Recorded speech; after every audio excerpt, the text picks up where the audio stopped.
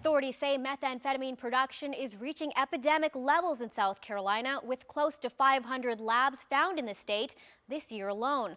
But technology is giving the DEA some help in tracking down these amateur chemists who endanger themselves and all those around them by mixing up a dangerous high. Reduced to a parking lot now. Fire and death haven't erased the traces of chemistry that still saturate the ground here at Goose Creek. Unfortunately, a 19-year-old and a 4-year-old were not able to escape and pass away. We had observed the elderly gentleman that had passed away. Yes, come on. Okay, everybody get out, get out. The fire that destroyed this apartment building last summer and claimed 3 lives was perhaps the worst documented case of a meth lab explosion in the state. And yet, as long as meth is being made in environments like this, agents say it's only a matter of time before it happens again. Holes in bottles and the bottle ruptures.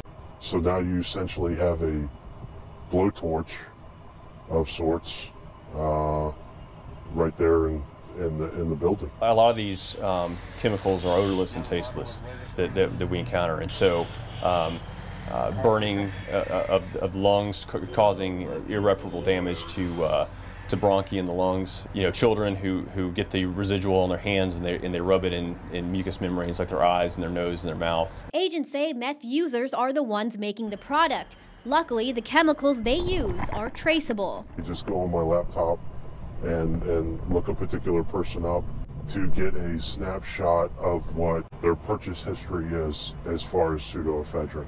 No other drug really has that paperwork trail that we can follow. South Carolina lawmakers have considered making pseudoephedrine prescription only, a strategy that has helped other states combat drug labs like this one. Oregon has seen theirs go from 400 or 500 a year to down to around 10. But even once agents have their suspects, these labs often leave lingering danger.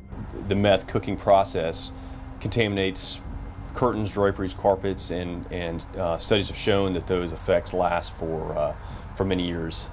Currently, there's no law in South Carolina that requires a property owner to meet a certain level of cleanliness when it comes to the removal of contaminants as a result of a meth lab. That's in environments where children will eventually play, where other people, families will live.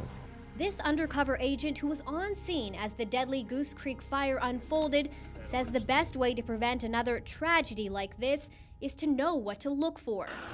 We tell people that it kind of has that cat urine type smell, it's a very awkward, strange chemical smell. You know, odd traffic all day and night, clutter, people that are burning trash. I could find a meth lab any day of the week. I think it is the easiest drug to manufacture. There are no shortage of ways to manufacture this drug. We've brought you the perspectives of investigators and the agents who risk their lives to deal with these labs on a daily basis. But our examination of the realities of methamphetamine in South Carolina would be regrettably incomplete if we didn't take a look at the human toll of this drug.